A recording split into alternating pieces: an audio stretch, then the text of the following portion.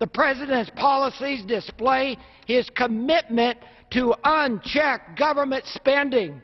It was the policies of the Bush years that got us here. It essentially asks nothing of corporate jet owners. It asks nothing of oil and gas companies. It asks nothing from folks like me.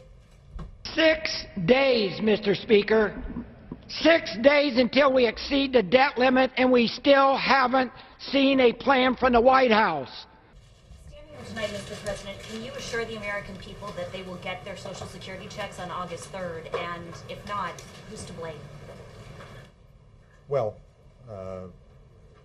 when it comes to all the checks, not just Social Security, veterans, people with disabilities, about 70 million checks are sent out each month.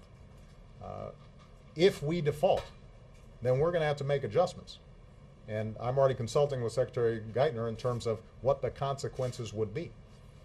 That day, the United States Senate failed by... Continued partisan brinkmanship in Washington has pushed the U.S. to within 4 days of being unable to borrow more money, which has caused concerns that Social Security checks may not be paid on time. This is Brian Clark, reporting for the Spirit of Jefferson. In 1941, the gross federal debt was equal to about 50.4% of the gross domestic product, or GDP, a measure of the total economic output of the United States in a single year. During World War II, the U.S. took on a massive amount of debt to feed the war effort. By 1946, just after the war's end, the debt was 121.7% of GDP. Throughout the next 7 administrations, the debt fell steadily. By 1981, at the end of the Carter administration, the debt had bottomed out at only 32.5%. The debt trajectory reversed and began to rise during the Reagan administration, as the Cold War reignited and defense spending increased dramatically. The increases continued through the first Bush administration and the beginning of the Clinton administration, peaking at 67.1% of GDP in 1996. The debt declined relative to GDP briefly from 1996 to 2001, driven by spending cuts and a booming economy. Since 2001, the debt has been rising steadily. The debt began accumulating much faster after the Great Recession hit. During this period, the debt limit was raised 77 times.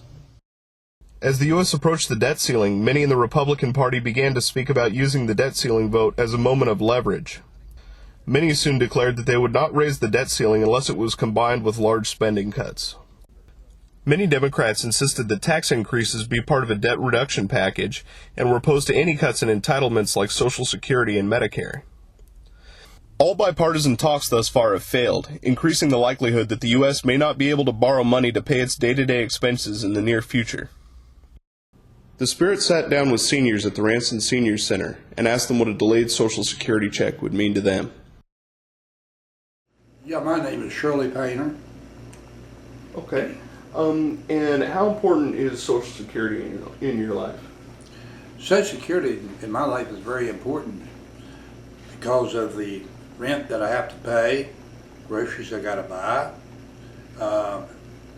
medical needs, and I also like not only speak for myself, but I like to speak for all of the senior citizens and the ones that's on Social Security. It means a lot to them, and they do have to depend on that for survival, for living. And I think it's very important that we all will continue to get our Social Security. My name is Alice Culpetzer. There's a lot of us people who depend on that. That's our whole livelihood. Mm-hmm. And we can, so far we've been doing really well with it, but if they take it away or even take away some of it, it's going to be very hard. I'm Frances DeStefano. And I'm Florence Oakley. Okay. Now, how important would you guys say Social Security is in your lives? Very important. Very much important. I'm on it, so it's very important. And how much do you rely on it versus other kinds of income? That's all we get. I get 100% on that. Between my husband, he gets Social Security, and I get veterans. benefits. I mean, if we don't get that, what do we got? What does that senior citizen do that we have in Jefferson County right now that takes their medication and cuts in 3 ways to make 3 months worth of medication instead of 30? Because they're on Social Security. So now you're going to take that away from them. What do they What would it have? mean if the checks were delayed for some amount of time? Okay, how are you going to pay your mortgage if you have a mortgage? How are you going to pay your rent? Is the electric company's going to say, that's okay, don't worry about your bill, put it off? How would you pay your water? How would you get your food? How would you get your medication? I'm Regina Hendricks. I'm fairly new to this area, having moved here 2 years ago from the southern part of the state. That the debt ceiling has nothing to do with Social Security. If they had not taken the money out of the lockbox and spent it, we wouldn't be having this conversation. And I'm very angry that they were able to do that. Okay, my name is Ardelia Taylor, better known as Daly.